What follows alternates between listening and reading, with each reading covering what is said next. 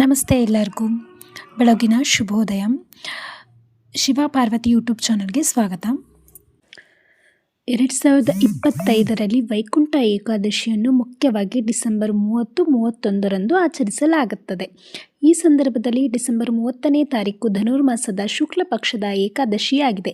ಇದನ್ನು ಮುಕ್ಕೋಟಿ ಏಕಾದಶಿ ಎಂದು ಸಹ ಕರೆಯುತ್ತಾರೆ. ಈ ದಿನ ಭಗವಾನ್ ವಿಷ್ಣುವು ವೈಕುಂಠ ದ್ವಾರವನ್ನು ತೊರೆದು ಭಕ್ತರಿಗೆ ದರ್ಶನ ನೀಡುತ್ತಾನೆ ಎಂದು ನಂಬಲಾಗಿದೆ. ಈ ದಿನ ಉಪವಾಸ ಮತ್ತು ಜಾಗರಣೆ ಮಾಡುತ್ತಾರೆ ಸಹ.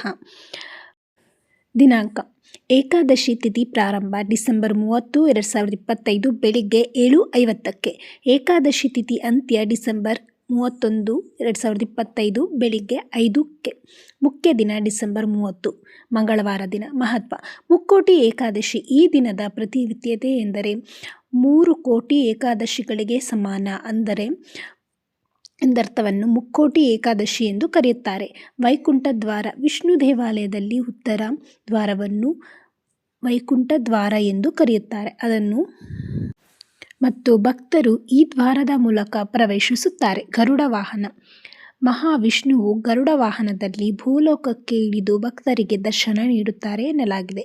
ವಿಷ್ಣು ಪುರಾಣದ ಕಥೆ: ಮೋರ ಎಂಬ ರಾಕ್ಷಸನನ್ನು ಸಂಹರಿಸಿದ ದಿನದಂದೇ ಈ ವೈಕುಂಠ ಏಕಾದಶಿ ಎಂದು ಸಹ ಹೇಳುತ್ತಾರೆ. ಆಚರಣೆ: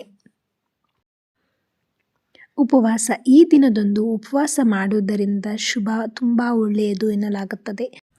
ವೈಕುಂಠ ಏಕಾದಶಿಯ ಮಹತ್ವ: ಮೋಕ್ಷಕ್ಕೆ ಮಾರ್ಗ. ಈ ದಿನದಂದು ವ್ರತವನ್ನು ಜನನ ಮರಣ ಚಕ್ರದಿಂದ ಮುಕ್ತಿ ನೀಡಿ ವಿಷ್ಣು ಲೋಕದ ವೈಕುಂಠಕ್ಕೆ ದಾರಿ ಮಾಡಿಕೊಡಲಾಗುತ್ತದೆ. ಪಾಪಗಳ ನಾಶ: ಜನ್ಮಗಳ ಪಾಪಗಳನ್ನು ತೊಳೆದು ಹಾಕುವುದನ್ನು ಮತ್ತು ನಕಾರಾತ್ಮಕ ಕರ್ಮವನ್ನು ಕಡಿಮೆ ಮಾಡುತ್ತದೆ. ಆಧ್ಯಾತ್ಮಿಕ ಶುದ್ಧೀಕರಣ: ಮನಸ್ಸು ಮತ್ತು ಆತ್ಮಗಳನ್ನು ಶುದ್ಧಿಗೊಳಿಸುವುದು, ಭಕ್ತಿಯನ್ನು ಹೆಚ್ಚಿಸುತ್ತದೆ ಮತ್ತು ವಿಷ್ಣುವಿನೊಂದಿಗೆ ಆಳವಾದ ಸಂಪರ್ಕವನ್ನು ಬೆಳೆಸುತ್ತದೆ ಸಹಾಯ ಮಾಡುತ್ತದೆ. ವಿಷ್ಣು ಲೋಕದ ದ್ವಾರ: ಈ ದಿನದಂದು ವಿಷ್ಣುವಿನ ದಿವ್ಯ ಲೋಕವಾದ ವೈಕುಂಠದ ದ್ವಾರಕ್ಕೆ ಭಕ್ತರಿಗೆ ನೆರವು ಮಾಡಿಕೊಡಲಾಗುತ್ತದೆ. ದೇಹದ ಆರೋಗ್ಯ: ಉಪವಾಸವು ದೇಹದ ಆಂತರಿಕ ಚಕ್ರವನ್ನು ಸಮತೋಲನಗೊಳಿಸುತ್ತದೆ ಮತ್ತು ದೈಹಿಕ ಸ್ವಾಸ್ಥ್ಯವನ್ನು ಕಾಪಾಡಿಕೊಳ್ಳಲು ಸಹಾಯ ಮಾಡುತ್ತದೆ ಎನ್ನಲಾಗಿದೆ. ಒಟ್ಟಾರೆಯಾಗಿ ವೈಕುಂಠ ಏಕಾದಶಿಯ ದಿನದಂದು ಉಪವಾಸ ಮಾಡುವುದರಿಂದ ಹಾಗೂ ಅವರ ಇಷ್ಟಾರ್ಥಗಳನ್ನು ವಿಷ್ಣುದೇವ ಈಡೇರಿಸುತ್ತಾರೆ ಎಂದು ನಂಬಲಾಗಿದೆ. ಮನಸ್ಸನ್ನು ಶುದ್ಧೀಕರಿಸಲು ವೈಕುಂಠ ಏಕಾದಶಿಯಲ್ಲಿ ಜಪ, ತಪ, ವ್ರತ ಆಚರಣೆ, ಧ್ಯಾನ ಮಾಡುವುದರಿಂದ ತುಂಬ ಒಳ್ಳೆಯದಾಗಿದೆ. ಮುಂಜಾನೆ ಎದ್ದು ಶುದ್ಧಿಯಾಗಿ ಅರಳಿ ಮರಕ್ಕೆ ಹೋಗಿ ಪ್ರದಕ್ಷಿಣೆ ಮಾಡಿ ಅಕ್ಕಿ ಹಿಟ್ಟಿನಿಂದ 5-7 ದೀಪವನ್ನು ಹಚ್ಚಿ ಆರಾಧನೆ ಮಾಡಲಾಗುತ್ತದೆ.